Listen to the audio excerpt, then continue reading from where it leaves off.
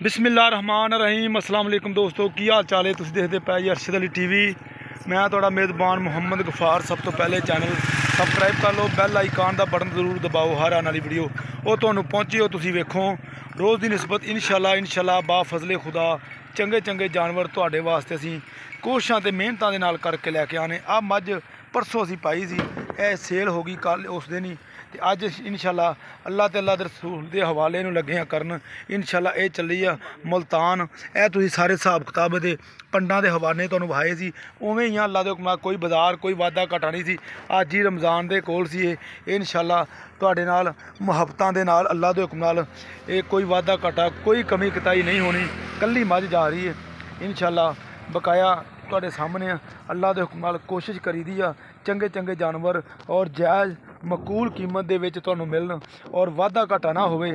ते बकाया सारियां गल्लां सारे मामलात ये तुहाडे सामने कल वीडियो नहीं पाई इसलिए थोड़ा जिहा कन्फ्यूज सी। कोई मामलात सी किसी व्यापारी नाल बने, क्योंकि व्यापारी कोई किसी नूं माफ़ नहीं करता। ते बकाया सारियां गल्लां इंशाअल्लाह तुहाडे सामने। हाई साहब सलाम अलैकुम। की हाल ठीक ठाक जे? पैसे पूसे मिल गए ने? सारा हिसाब किताब हो गया है? हाई साहब मेहरबानी तुसीं जिन्ना दुद्ध दस्सिया जो हिसाब किताब दस्सिया ये तुहाडी मेहरबानी है, ये तुहाडी मुहब्बत है।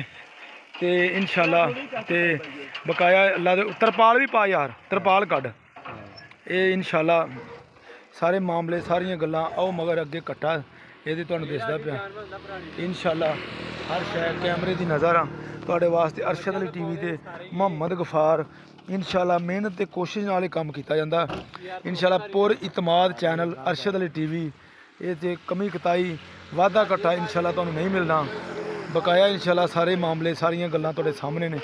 ये अल्लाह दे हुक्म कोशिश करी दी है दोस्तां नाल किसी वीर नाल कोई फ्राड ना होवे।